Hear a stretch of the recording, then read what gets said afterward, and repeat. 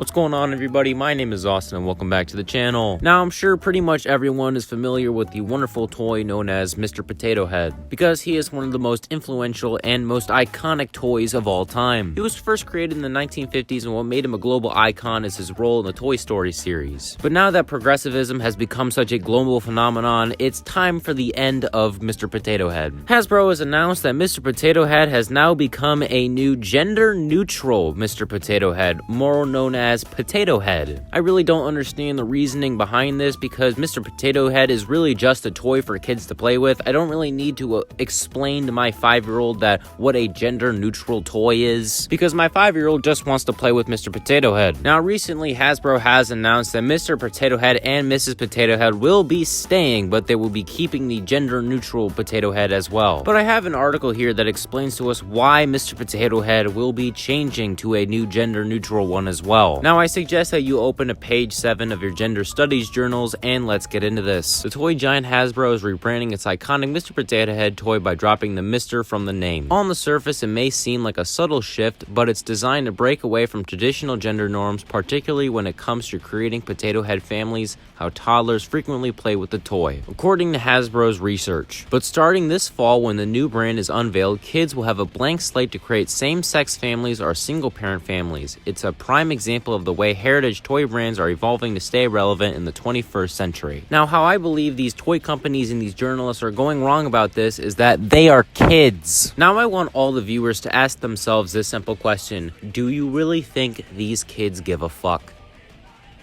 If you said no, you're a rational human being. What I cared about most when I was a toddler was monster trucks and what was happening on TV. If you did not grow up watching Yo Gabba Gabba, Go Diego Go, or Blue's Clues, you can officially shut the fuck up. I highly doubt that most toddlers actually care about what same-sex marriage is. If you are gay, lesbian, or anything like that, guess what? All the power to you. But do we really need to teach toddlers what sexuality is when they are toddlers? Now, all the blue-haired gender study land whales may be dislike bombing and just saying the worst stuff in my comments right about now, but I ask you this: is it really important for a toddler to know this? And in my opinion, no, they don't need to know because they are toddlers and they can figure it out later in life. Over the decades, the Potato Head brand has explicitly played into the tendency to create families. It has sold Mr. Potato Head family sets with a male and a female character along with smaller potato children. In 2012, Hasbro celebrated the 60th wedding anniversary of Mr. and Mrs. Potato Head with a box set featuring the couple. But 8 years later, the brand wants to stop leaning so heavily into this traditional family structure. Culture has evolved, she says. Kids want to be able to represent their own experiences. The way the brand currently exists with the Mr. and Mrs. is limiting when it comes to both gender, identity, and family structure. Now, after thinking over what I said earlier, what I think it would have been better to do, instead of just making a gender-neutral thing, why don't you just make a gay or lesbian type Mr. Potato Head? Because if instead of actually confusing kids on wondering what a gender-neutral subject is, why don't you just make one that says this is gay and this is lesbian? Or like I said earlier, we can just keep them the way they are and not try to confuse kids even more. Because the more I keep reading, I'm the one getting confused. The brand solution is to drop the gendered honorific title altogether. This means the toys don't impose a fixed notion of gender identity or expression, freeing kids to do whatever feels most natural to them. A girl potato might want to wear pants and a boy potato might wear earrings. Hasbro will also sell box sets that don't present a normative family structure. This approach is clever because it allows kids to project their own ideas about gender, sexuality, and family onto the toy without necessarily offending parents that have more conservative notions about family. Yes, because having girls wear pants and boys wear earrings is so irregular. In the US, I'd say about 100% of women wear pants, and a lot of guys are actually finding earrings very fashionable. I myself do not wear earrings, but I know several people who do wear earrings. And to be honest, I really couldn't care less because they can do whatever the hell they want with themselves. People may find guys wearing earrings a little weird, but I really couldn't care less. Is it really that important for kids to know about sexuality and gender? Like you said before, just in the article, they are kids. When my kid is 7 years old or whatever, and he starts talking about gender and shit, I'm just gonna go tell him to go play some video games so you can worry about it in the future. Because I don't think it's a good idea to have fetuses make life-altering decisions, because I wouldn't want my son or daughter to have decisions they made when they were a kid affect them negatively in life. So I think Hasbro should stop just pandering to these gender studies graduates and just let children have normal childhoods. This kind of freedom is not that common in children's toys. In recent years, some heritage brands have evolved to keep up with the values of many today's parents. Mattel has worked on making Barbie dolls more ethnically diverse and size inclusive, for instance, but few have pushed the boundaries of gender and sexuality. The storylines around Barbie and American Girl involve heterosexual marriage, and the many Disney princesses that fill our lives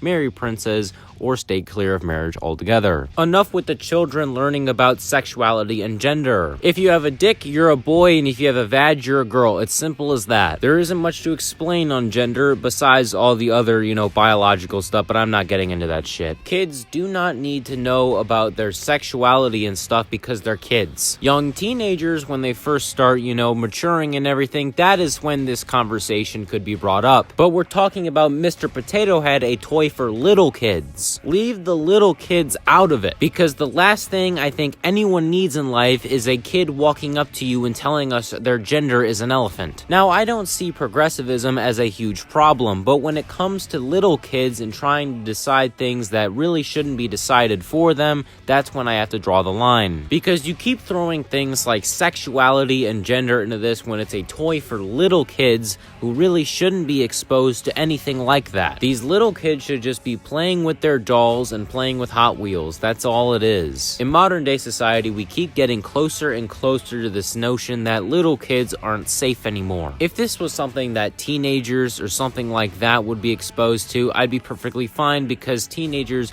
are already experimenting and they're maturing through age. But when you have these little kids who put yogurt into their macaroni and cheese, trying to make these decisions about sexuality and gender norms, it really starts to become something of an issue. All you seem to be doing is denying these kids a normal childhood, playing with normal toys and stuff like that, but instead trying to make their lives serious about sexuality and gender norms. All you're doing is giving these blue-haired soft land whales who argue on Twitter all day long about what is right in politics exactly what they want, until they eventually decide to invade everyone's personal space and decide to make everyone grab their notebooks about gender studies and join them. And they're gonna start by going after the most easy targets anyone can go after, and that would be children. So I think it's time to put a barrier down and say, no, these people are children and they can just have normal childhoods and play with whatever toys they want, and it really doesn't matter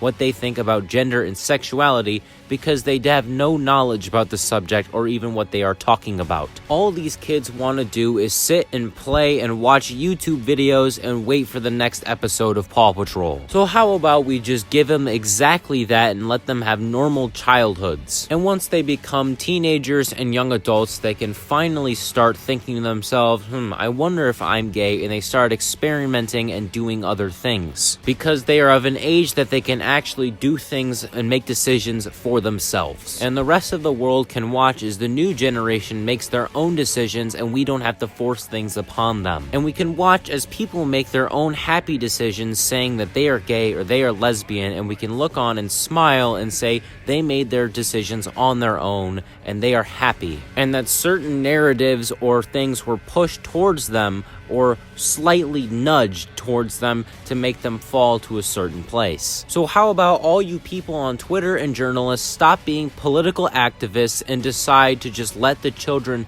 be the children and make them have their own decisions? Because if I think these people can grow up and make their own decisions in life, they will be 10 times happier. Some of them may regret it, and that is perfectly fine, because everyone has regrets. But the important thing is looking past that and looking towards the future. So how about we just let the children play with some just toys and not give a flying fuck about what gender and sexuality is. So that would be pretty much the end of the main segment of the video, and I'm sorry that I got a little philosophical there at the end. It's just that when I get really invested and really tried my best at making a video for you guys and make it interesting, so maybe you guys can argue me in the comments or whatnot, I get really invested and start thinking about a lot of things. Now, pretty much this entire subject is basically up for debate, so if you guys want to have little mini debates or want to debate me in the comments, that's perfectly fine. Just make sure you guys stay respectful and everything like that.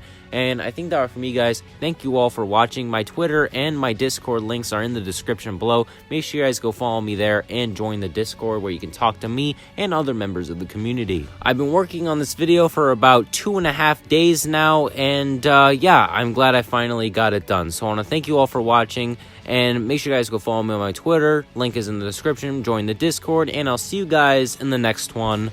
Peace.